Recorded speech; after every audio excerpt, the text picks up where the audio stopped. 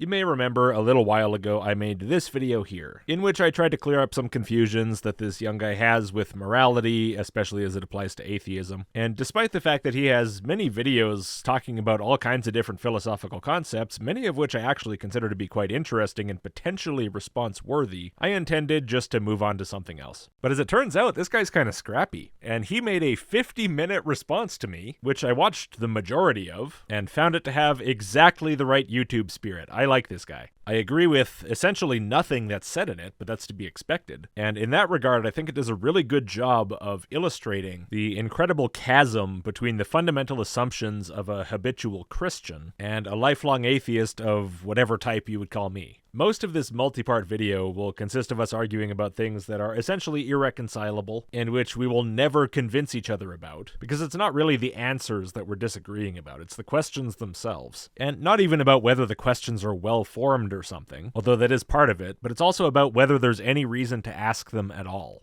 Veikko, in typical Christian manner, thinks that these kind of questions are the most important thing you could ever answer. These deserve a lot of your time. You can't really even function in your life without having a satisfactory answer, and to me, they're irrelevant wastes of time that miss the point entirely. So I'm going to be butting heads with him for an unreasonably long amount of time here, which is just what I do. But like I said, I like this guy. He seems like a good dude. Seems reasonably sharp, aside from the unhelpful assumptions that have been put into his head by his culture. So I'll do my best to keep this pretty chill. And hopefully I remember that after 50 minutes of this. Alright, well that's enough procrastinating. Let's get into it. Hello, and hope you're having a great day. I am, thank you. It's a beautiful sunny day, as you can see. I got my girly cocktail here. I'm gonna suck it up right through my face skin. I'm feeling vivacious. Today we're gonna look at the video reacting to me. Yeah, good video too. 6.5 out of 10 at least. Yeah, somebody actually did that. I know, man. I don't know why I do the things I do either. I just do things. But yeah, let's see what this guy called Logicked Now that's my side channel. has to say.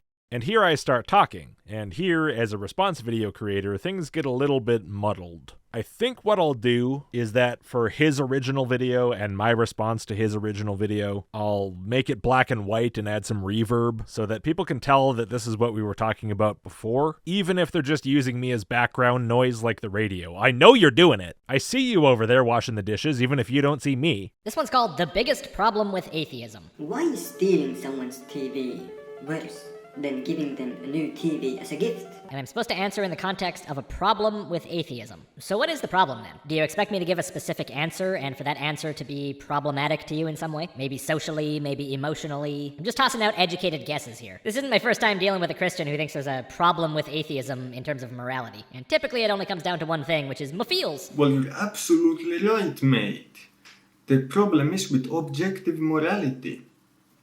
That is the whole point of the video. So the entire reason you have an issue with atheism in terms of morality is that you feel bad, and that's objective morality? I feel like maybe you didn't quite pick up on what I was trying to put down there. It's not to prove God, it's not to give even evidence for a God. I know. That came up in the video. Here, listen. Now you might say that this is no proof for God. Was it meant to be? Surely not. I mean, what you just said presupposes God. Now, maybe you just found this video and are responding to it on the fly, you haven't watched it yet. I'm no stranger to that, that's totally fine. But just for clarity, there's no misunderstanding on this point. And I want to say that it's nice that although you're using the basic ideas of the moral argument, you're not actually treating it as if it's an argument for God. You're keeping it on the point and not overextending it into being some sort of evidence for some other thing, which I very much appreciate. It's just to point out that in atheism there is no such thing as an objective morality. Well, in atheism, there isn't anything. In atheism, there are no claims about what's there. If someone's an atheist and also believes in objective morality, that's fine. The objective morality is not atheism. If someone's an atheist and believes in subjective morality, that's also not atheism. And this is what people mean when they say atheism is not a worldview. All it is the non-belief in the existence of one thing or the belief in the non-existence of that thing. Everything else is something else. However, that doesn't mean that there's not going to be a tendency tendency for the worldviews of atheists to differ from Christians in ways that we can kind of predict. Because, for example, Christian thinking is very strict on this. There has to be objective morality. All morality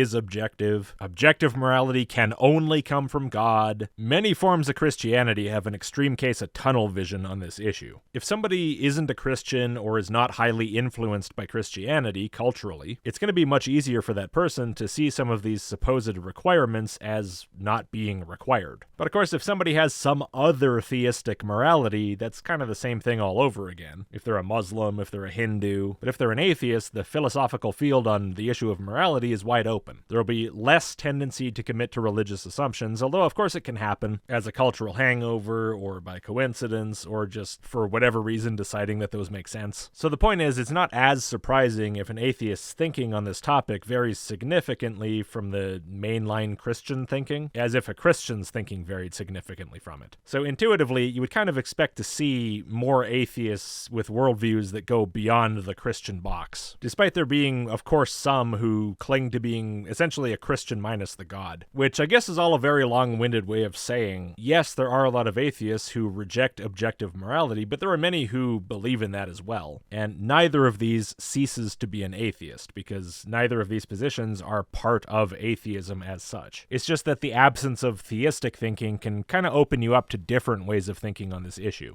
It's just to point out that in atheism there is no such thing as an objective morality.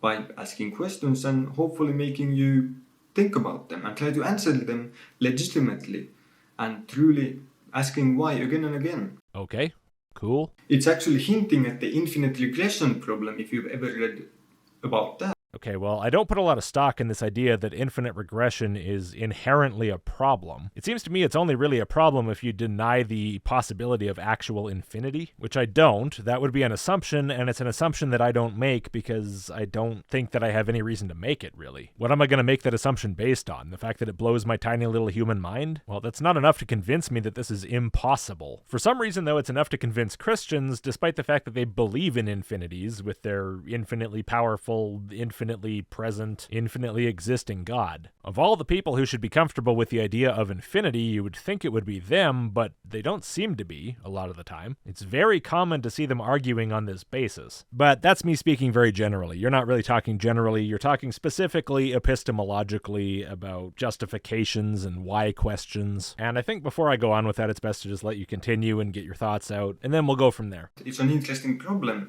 and it's a problem about when you ask why to every answer you get. What is the original position? What is the axiom that everything relies upon? I think I hinted it in the original video as well. Right, so basically then it's a concern about what it takes for you to feel that a belief that you have is justified. It seems to me that a lot of the hand-wringing on this topic is a lot less about the usefulness of any particular approach, and more about how we can feel like we have some kind of infallible, absolutely certain beliefs, which is something I have no interest in whatsoever. As far as I'm concerned, if your beliefs enable you to make predictions and to generate further beliefs which appear correct and useful, that's all that actually matters. If those beliefs are actually false in some way that has zero impact and which you can never assess or access, then the fact of their falsity has no actual relevance, nor can you ever know it, and it doesn't matter that you don't. If I think that 1 is 1 and 1 plus 1 is 2 and that logic is something useful and that based on logical thinking, if I think I must exist, and yet somehow the reality is none of that is true, but I can never access that information and it changes nothing in any way I can ever be aware of, what's the difference? Philosophers can argue with each other all day about this stuff for fun, fine, go ahead. But that doesn't change the fact that I don't really have any choice other than to just try to be right to the best of my ability, and if I'm wrong, I'm wrong. So yeah, I have no difficulty in stopping my line of reasoning somewhere at some basic belief that I take as axiomatic or incorrigible, although I'm still not interested in declaring absolute certainty even about those. I'll leave even those open to question, even if I don't expect to change my mind about them. Beyond this kind of foundational foundationalist thinking, I also see value in the coherentist approach of thinking less about a tower of justifications than a mutually supporting web of them, where there's no bottom to the reasoning. I think that at times that can be a more useful approach. In any case, I don't think it's worth getting too hung up on these kind of questions as long as we get results. I think that being overly concerned about this kind of thing is something we tend to see from people who are very concerned with feeling absolutely right rather than just right enough. If someone's interested in this as a matter of curiosity, that's one thing. But I think if somebody's really invested in it and really finds it crucially important for the day-to-day operation of their life, that shows a real discomfort with the finiteness and imperfection of human knowledge, and probably a sort of fear of the unknown, which I don't think is a very useful state to be in. I don't see how that improves anything for you or anyone else. The expression, "the perfect is the enemy of the good," comes to mind. And so, if we are to ask why is X action bad, whether it be giving to charity, is giving to charity good? Well, why? Or is taking money from someone else bad? Well, why? And then you go through the loop. You ask why again and again and again, and you see what is the original position. What is this fundamental axiom that morality is based upon? Sure, if you're talking to some atheist who believes in objective morality, and who thinks that the things you mentioned are objectively good or objectively bad, then yeah, go ahead, question them all the way down to the basis of their beliefs, figure out what assumptions rest at the bottom of their belief in objective morality, and I doubt that those assumptions are going to be their most fundamental assumptions, like of their entire epistemology. I imagine those would look awfully similar to yours, Aristotelian laws of thought, something along those lines. But they're reasons which uniquely justify objective morality as opposed to every other random one of their beliefs are going to lie way higher up the stack or tree of justifications somewhere. Because the question isn't about why they believe anything about anything at all, right? It's about why they believe this in particular. So you're not going right down to fundamentals. You're going to go down to the level of some justification for this belief in particular, and if you go any lower, you're getting unnecessarily general. You can if you want, it's just that it's kind of silly. It's kind of along the same lines as if somebody asks you, "Hey, why didn't you want pickles on your burger?" And you start talking about the origin of the universe and the accretion of the earth and the evolution of humanity and how you were conceived in the bleachers at a baseball game. Like, sure, all of that is ultimately in the line of causation leading to you not wanting pickles on your burger, but I think there's some level of proximity in the causes or the justifications for something, which if you insist on interrogating beyond that, you're not really learning anything very specifically related to the actual question anymore, and you could be accused of just wasting everybody's time. What is this fundamental axiom that morality is based upon? If there is no such thing, then surely it must not be objective. And if you end up in a logical circle, then that's a logical fallacy. And once again, it doesn't seem to be an objective morality. All right, well, for starters, you can believe something is objective based on circular reasoning. You can believe things based on any reasoning. It might be good reasoning, it might be the worst reasoning ever. You might be wrong, the thing might not be real, but you still believe it. Look, I don't find there to be many compelling reasons to believe in objective morality either. That's why I don't believe in it. And maybe I find the reasoning of the people who do to be dubious. But I'm not going to say that means they don't believe in objective morality. How does that follow? I bet you I believe your reasoning for believing in God is dubious too. I'm not going to say that means you don't believe in the objective reality of God. Now, maybe the person that you're talking to will say, "I have no basis for my belief in objective morality. It's completely circular." Hell, you know what? It's not even circular. There are no axioms underlying any of my beliefs. I don't even believe in like an interconnected web of beliefs. Everything's just flapping in the wind. I don't even think it argues for its own truth. I just kind of think it's true. Sure, maybe you'll meet a person who says that. I doubt it. At least not among people who are philosophically minded. Like these professional philosophers in the Phil Papers survey who are majority atheist and majority moral realist. I would suspect most of them would be able to give you some kind of reasons for their opinions, and probably be able to keep giving reasons all the way down to the basis of their epistemology. You might disagree with their reasons. You might even find their reasons fallacious, potentially. I don't know. You might think the only non-fallacious way to think morality is real and objective is God. I doubt it would be the first time someone disagreed with those people. It's kind of a big thing in philosophy. Ceaseless arguing for thousands of years. But the morality based on your subjective feelings, which is a totally fine position to take, by the way. Cool. But when you take that position, you have to accept that then you cannot make statements like, "Hey, X action is bad," or "Y action is good."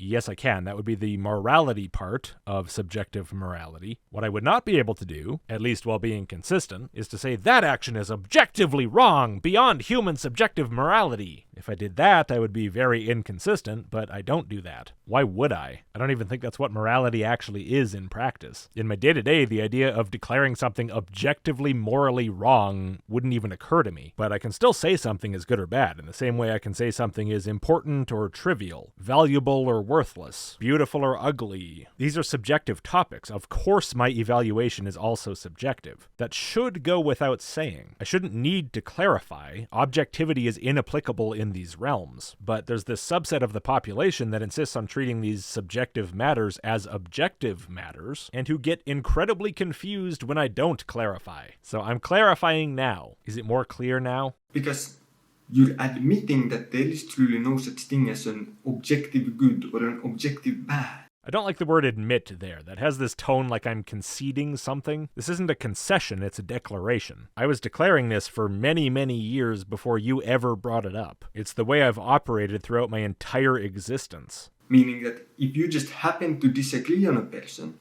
and they think that some action is good and you think it's bad, then you just kind of have to say that, well, I guess we're both equally right. Well, according to the universe, sure. And there is some value in keeping an open mind when you're talking to someone who disagrees with you on a moral issue, because maybe there's something they can say to you that would sway your opinion. This has happened to me many times, and I've swayed others many times. Sure, it's a subjective opinion, but the reality of the situation is objective. Maybe somebody hasn't considered all the facts. Maybe that would change their opinion. Maybe there's some alternative interpretation that would change their opinion. Regardless of what they change it to, or don't change it to, there's not some ultimate reality declaring the correct answer, but that's not the point. That's not really relevant to human social interaction or opinion forming. And even if it would have some impact were it there, that doesn't mean it's there. So yes, you're both equally right in the sense that both of your moral standards line up equally well to the standard of objective reality beyond either of you, in the sense that neither of them lines up to it at all because there's nothing to line up to. But that doesn't mean you're somehow morally obligated to exhibit no preference for either. That, again, is thinking in terms of objective morality, which apparently in this case I'm supposed to allow to be defined by you. You dictate the objectively correct approach to someone with a differing moral standard.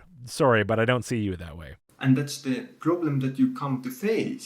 I have never faced such a problem in my entire life. I don't believe in objective morality, remember, so why would this problem of the objectively correct response to disagreement come up? How would it come up? It's a concern from a completely different strain of philosophical thought from my own. Now let's see what Mr. Logicked That one's a plausible pronunciation. has to say about this with his epic glasses. Gotta take myself own glasses. Awesome. Maybe not. No! Listen, you are objectively morally obligated to wear those glasses. You know it's true, you can feel it. Because they have a right to property, and you're violating that right. Well, yeah, if that's a priority of yours, you can think of it that way, sure. If you've built your personal principles on the idea of personal rights, including personal property rights, then yeah, you're probably going to find that to be a relevant concern. That's probably going to be a way that you're going to talk. It's a very widespread cultural idea. This kind of thinking is going to be something a lot of people do. And I bet that you don't think that your personal values aligning with the values of your culture matters at all, probably, because Christians seem to have a deep problem with this. They always want it to be more than that, even if it never is. Why should we even have that right? Well, why shouldn't we? If we decide that this is a good and useful and productive way to think about social interaction and about society, is there some reason why that's forbidden? I don't think so. There's also no reason why it's required, but that's not the point. The point is that we've become convinced that this is how we would like to live. And those who are convinced of it will assert their rights, or demand their rights, or argue for their rights, or fight for their rights, or whatever they need to do to have others also acknowledge their rights, or at least submit to their will and behave as if those people have those rights. That's how it works in practice, with or without religion. What else do you expect? Well, you're absolutely correct. That's how it works in practice. Great. Conversation over then, I guess. Certainly, I have to admit that in our society, things are run by society. Like, yeah, that's kind of obvious. When people want rights, they demand them. Well, I'm glad we can agree on that. But the whole question here is not how things work in society. The whole question is, what should society even look like? Okay, and within the context of subjective morality, right? So there is no objective beyond humanity answer, and therefore, according to whoever these people are demanding whatever right they're demanding, society should look like people have whatever right they're demanding, and according to whatever people are disagreeing, it should look some other way. I don't really understand where the confusion lies. And is it truly just might makes right? No, might in many cases makes successful, but each group in this circumstance is right by its own standard, whether it's mighty or not, and the other group is wrong by that group's standard, whether it's mighty or not. The view that something is wrong or right has nothing to do with might, and which group in the end comes out successful may have something to do with might, but it has nothing to do with who is objectively right. This might makes right stuff, again, is just more of this religious objective morality thinking. In my view, it just doesn't make sense. The only involvement it has is if some person in the conflict has the opinion that might makes right, and that's the entire extent of it. If you have the power to demand certain rights, then that's totally okay, and if you don't have the power to demand those rights, then you're just, I guess, not gonna have them. Right, if you can manage to somehow obtain the rights that you want through convincing massive numbers of people by any given means, or through politics, or through violence, or whatever means are used, then you managed. You got what you wanted. And if you didn't manage, you didn't manage. I'm not saying this is objectively how it should be, and I'm not saying that I subjectively think that's how it should be either. It's just how it is, and if you don't like it, well, I have no way to help you with that. Like, sure, you can say that that's how reality is, but the whole question is, how should reality be? Right, you want the person who doesn't accept objective morality as being a thing to give you an answer in terms of objective morality. Well, that's not going to happen. This how should reality be in some universal sense, in my view, isn't a thing. You're asking what I consider to be essentially a nonsense question. Now, if you want to have a mature conversation, and we talk to each other about what our views are on this matter, that's a different issue. Then I'll talk to you about how reality should be, with the complete understanding that when I say it should be a certain way, I'm talking about my views. And I would expect you to understand that when you talk about your views, I'm taking that as reflecting your views, not the views of some omnipresent, all-powerful, supernatural entity by proxy, but your own views. If you think your views, by some remarkable coincidence, add up perfectly and exactly with what that supernatural entity thinks, then that's fine, but nevertheless, they're still only your views, regardless of whether you consider them to be shared with any other given entity, and they will be treated that way. Do we even have a moral objective, like a good society? I have many moral objectives, and again, if you want to talk about it, we can talk about it. But if you're going to tell me that none of my views matter to you because I'm a mere individual, and you're going to dismiss everything I say out of hand as a result, then there's not much point talking to you. A discussion like that would be a waste of time with someone who has no interest in it being bilateral. I have very little interest in listening to you monologue about what your God supposedly wants while you keep insisting to me that nothing I think matters to you. And if we do, then surely that hints at an objective morality. No, people having objectives in no way implies an objective morality. No, not even if the word objective shows up in both places. Now, if we don't have an objective morality, surely you cannot say that certain societies are better or worse than others. Well, surely, of course I can say that. I just can't say that the standard I'm judging that by is objective beyond humanity. Essentially what you're saying is you can express no opinion on anything unless it reflects some universal objective truth. Wow, that was a good book. Shut up! You can't say that! God didn't tell you that! It's a completely absurd standard. How would you even function in conversation if you can express no personal view on anything? If everything has to come direct from God's mouth to your brain, or you must remain silent, you'd be left with a society of nearly silent monks, whose mouths only ever open to utter scripture. Because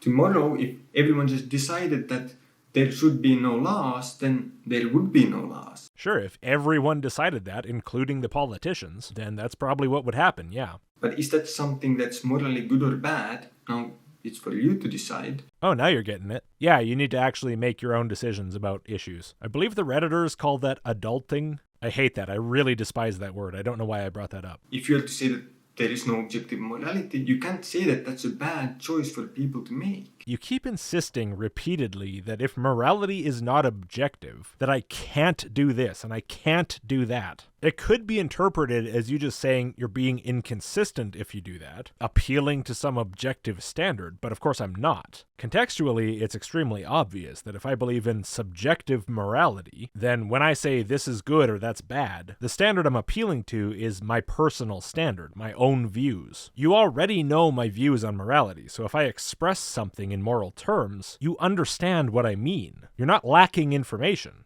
And I don't think you're a dummy. You're well aware that what I'm stating is consistent with my philosophical views. So if you're not talking about consistency, what are you talking about? That I have some moral imperative not to speak in these terms? Well, maybe that's your opinion in your view that morality is objective. Maybe you think that God has commanded this or something. I don't hold that view. I see no moral imperative for me to not speak in these terms about my views. I certainly don't think it's objectively wrong. So why am I supposed to have any problem with this? It's extremely clear that I'm talking about my own views, so I don't think I'm confusing anyone who doesn't want to be confused, and there's not some kind of a rule against me doing it. You say this like I should think there's a problem, but what's the problem I'm supposed to think there is? You cannot make the statement that society should look like something. I mean, I guess you can in the personal preference sense that, oh, I would rather live in this society. Right, so when I talk about my subjective morality, I'm talking about my subjective preference. Go figure. What else do you expect? But it has no objective truth behind it or any real meaning, which means that someone who disagrees can just refute by saying, well, I don't care about your feelings, and there is nothing objective behind it, so I'm gonna follow my feelings. Okay, that happens all the time. I mean, you've said it right now. And when you turn around and you say, I think all these things that God says are the things that we should do, I will say to you, well, I don't care about your feelings. When you talk to people, sometimes they don't care about your opinions. If it bothers you, that's fine. You don't have to have that conversation. Like I said before, if you're just going to dismiss everything I say out of hand without giving it any consideration simply because of its philosophical basis, then I'm not really interested in having an earnest discussion with you on those matters. But I don't understand why you're saying this like it's some sort of dire warning about what will happen if I don't believe in objective morality. It's already the state of the world, and it always has been. And that's kind of the problem with that. That's not a problem. In what way is that supposed to be a problem? That I don't get to proclaim that my morality is the ultimate morality and have everyone else agree with me at all times? Well, for one thing, I don't see why that would be a problem for me. I can handle it, it's just fine. I know people disagree with me, and I wouldn't have it any other way. What would I ever talk to anyone about if I never disagreed with anyone about anything? I like to argue. I don't want to be the mental dictator of the world. And to think you should be would be profoundly narcissistic. And that's why usually most people live as if there is an objective morality. Because they want to never be contradicted by anyone? Okay, why is that the strategy when it obviously doesn't work? People can still just say they don't care about your moral opinions. If you tell me, hey, God told me that you shouldn't do that, I'll say, great, I don't care. So how is this actually accomplishing what you want to accomplish? Most people live as if there is an objective right and wrong. Because if there is no objective right and wrong, then, well, there is no such thing as good or bad actions. It's just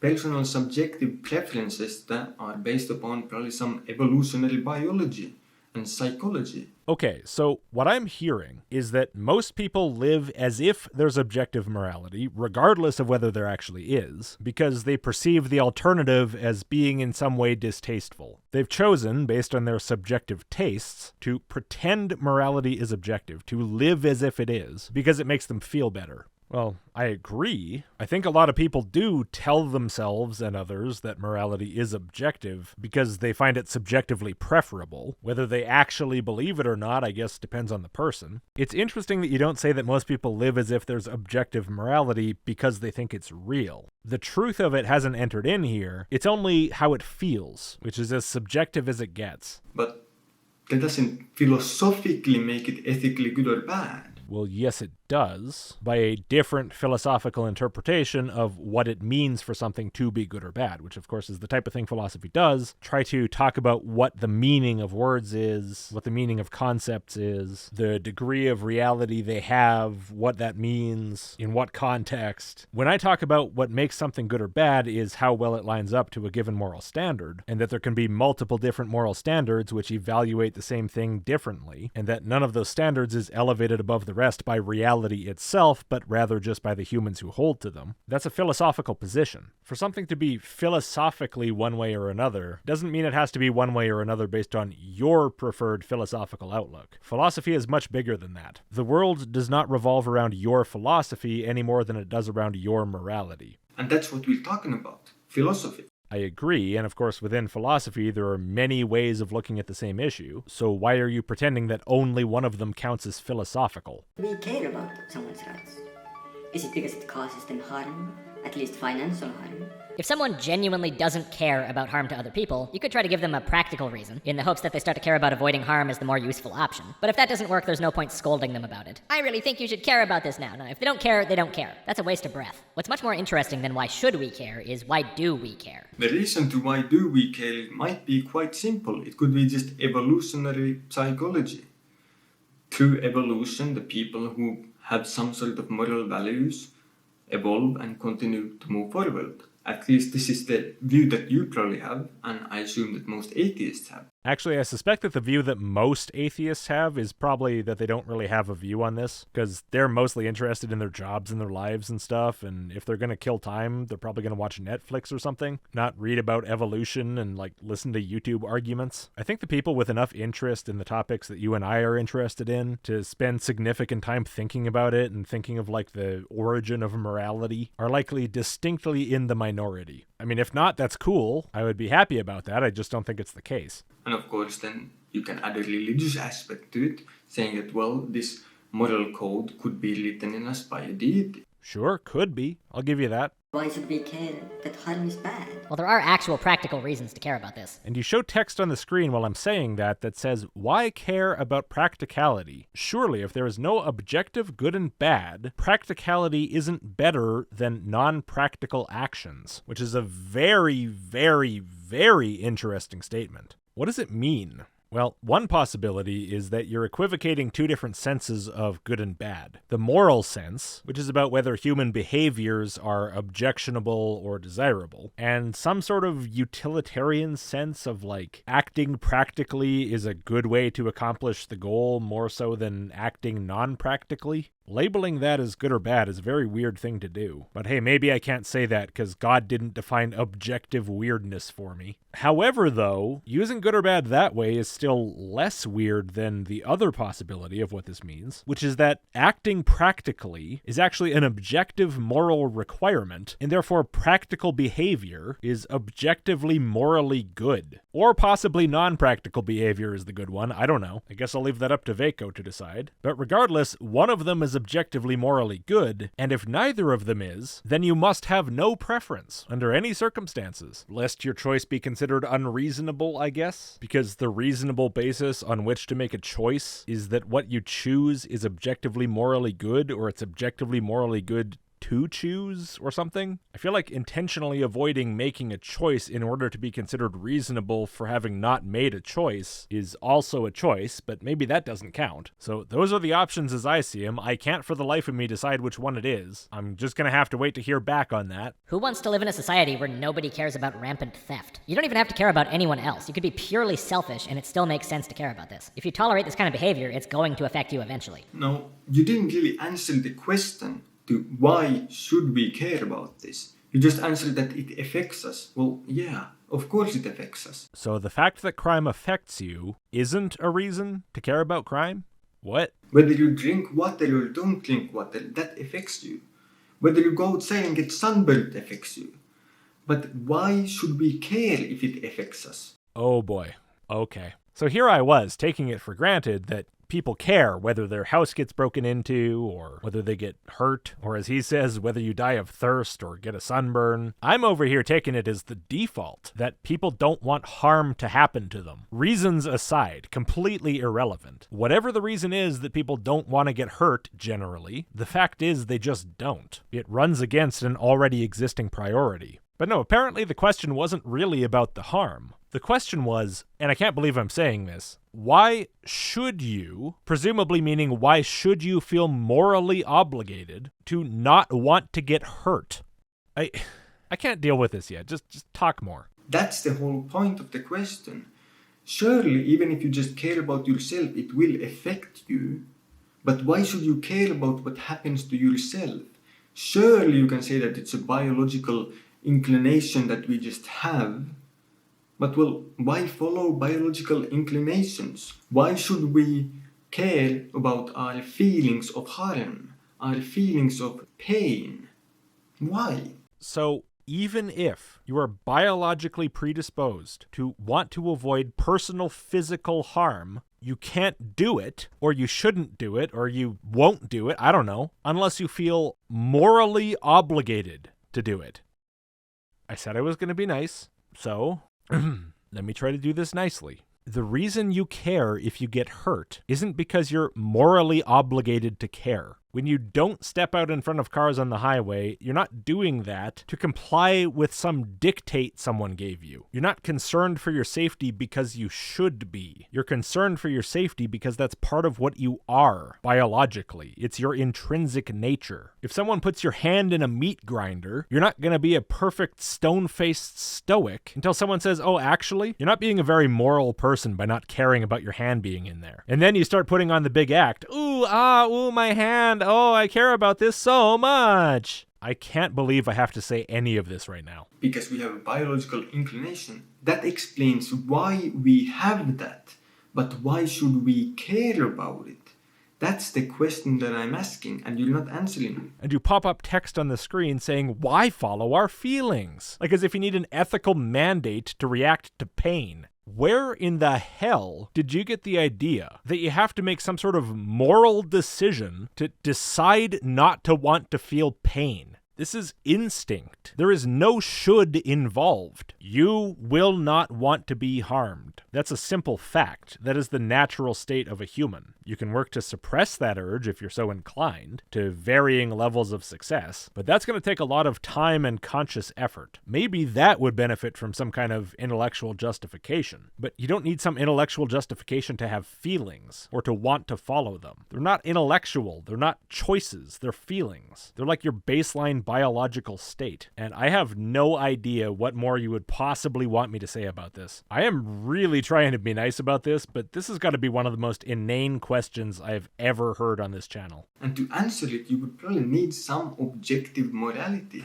which would state that pain is bad or something like that. You have to be kidding. Is this a joke? It doesn't seem like a joke. But if you do not have an objective morality, then you cannot make the statement that we ought care about pain. I don't make that statement. Why would I make that statement? I have no reason to make that statement. There is no problem, as far as I can tell, with people just not caring about pain. I got my fingers in the table saw again. Oh, jeez. What the hell? Might as well run through the other hand, too. This is not a thing.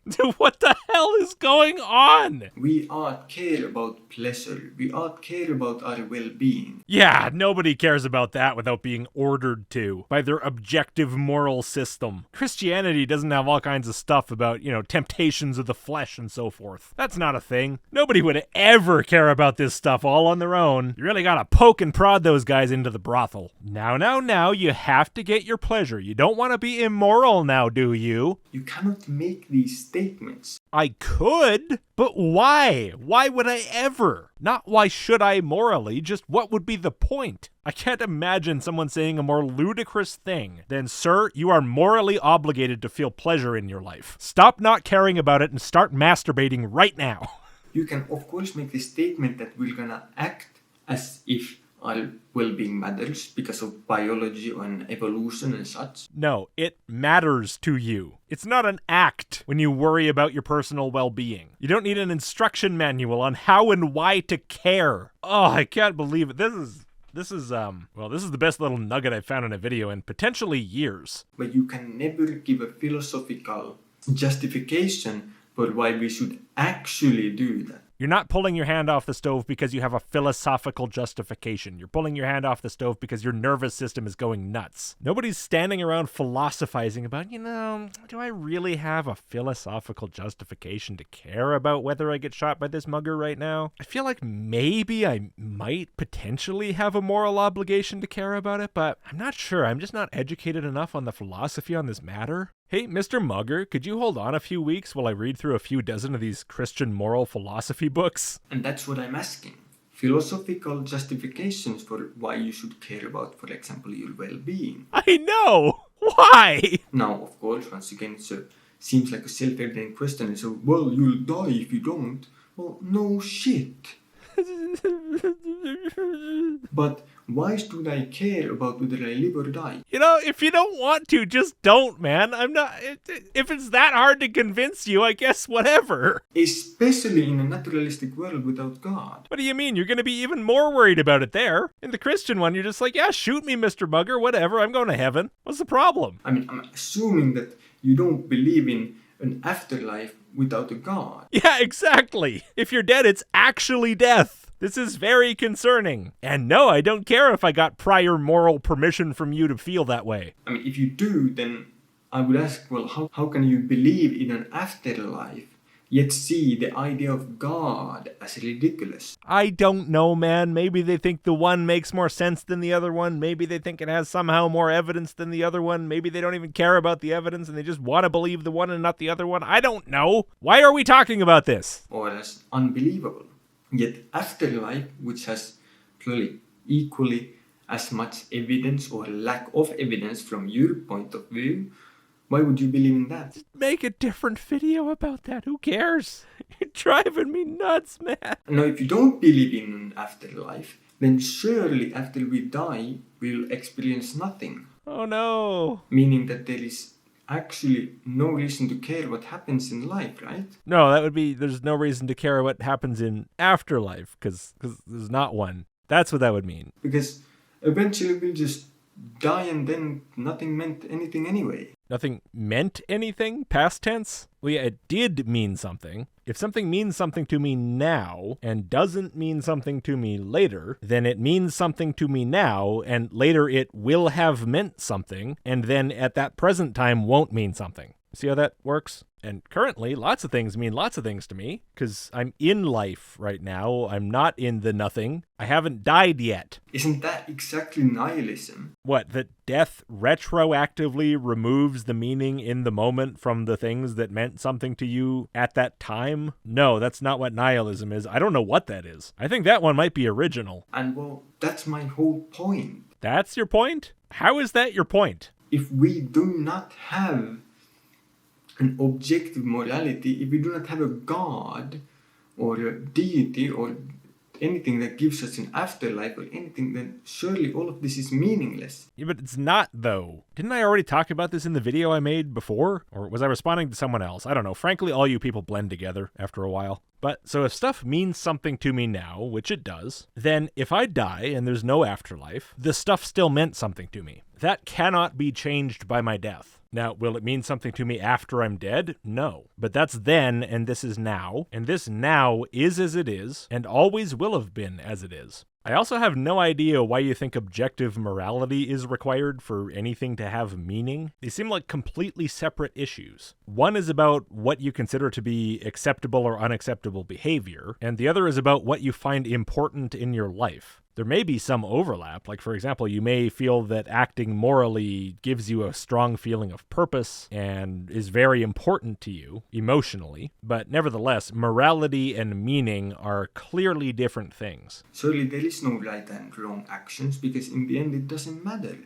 In 1 billion years humanity will go extinct, or some billion years the universe collapses and nothing ever mattered anyway. Nothing ever mattered, retroactively again. It's really interesting how you talk like future events actually wipe out the past? Some sort of time-traveling cause and effect? Is that what you believe? That's an interesting belief, if so. I don't buy that. I'm gonna need some evidence for that one. Without accepting this weird idea of yours, though, it seems to me that I'm going through my life with things mattering, and evaluating certain actions is more right according to my standard or more wrong, which matters to me, and therefore no matter what happens, these things mattered. And regardless of what happens, whether they mattered in the future, they matter now, and that's the important thing. I live now. I don't live a billion years from now post-humanity. I don't live after the collapse of the universe. Whatever the state of things is at those times has no importance to me. I'm never going to experience that. Why would the state of things at those times be what dictates what I think matters now? Do those distant future states of being somehow matter more than now? Do they have some elevated importance in the hierarchy of events that puts them above the present?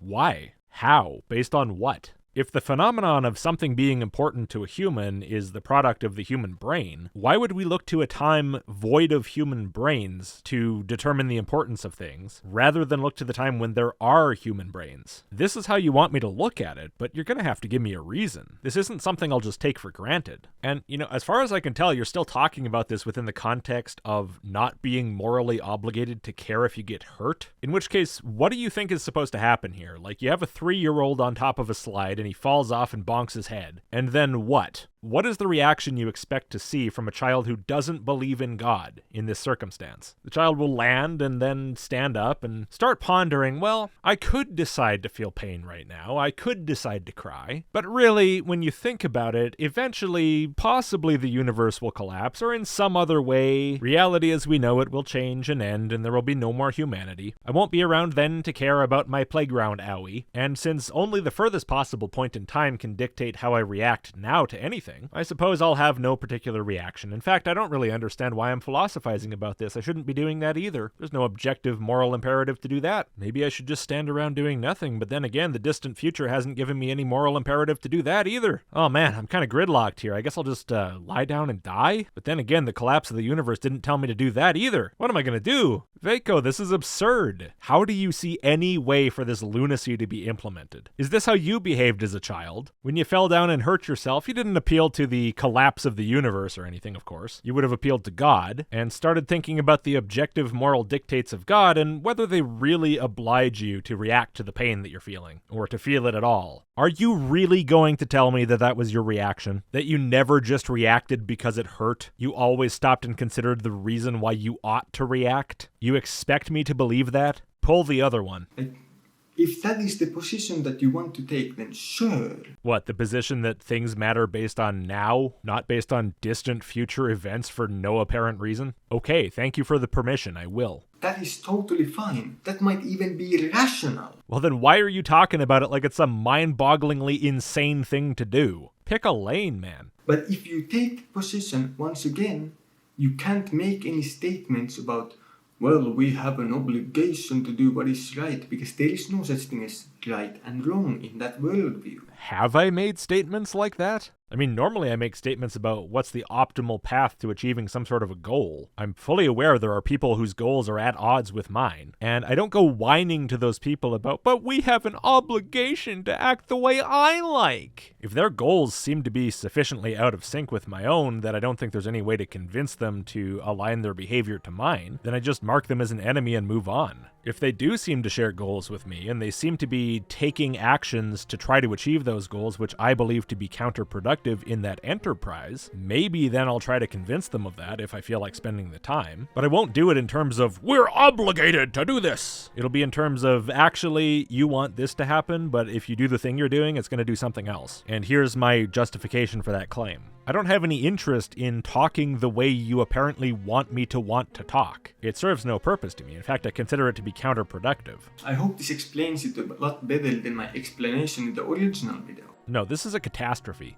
Jesus, I know I said I was going to try to be nice, and I have tried, but man, come on, you got to put any thought into the things you say before you say them. I mean, if you want me to take you seriously and not just be like this. If you don't care, then whatever. It's more fun for me this way, so, I'm not complaining. Because I do have to admit that I was very bad at articulating my thoughts in the original video, and it makes it seem quite stupid. At least in some way. And this is supposed to be the improved version. Okay, I want to be very, very clear. Your original video seemed much less stupid than this. Whatever's making you spout this incoherent drivel, I would recommend you take a second look at it. I'm sorry, but that's the nicest thing I can say. Alright, well there's a lot of this video left, covering a lot of different topics, a lot of interesting stuff to talk about, so thank you for watching this first part, and I hope you'll join me in the future parts. And if you would, before you go, please do give the video a like and click subscribe if you haven't, and if you like the channel, maybe consider supporting. A couple of bucks per video or per month is enormously helpful. Huge thanks to all of my supporters who've already made that choice. Early access, email list, list.logicked.com, and I'll see you next time.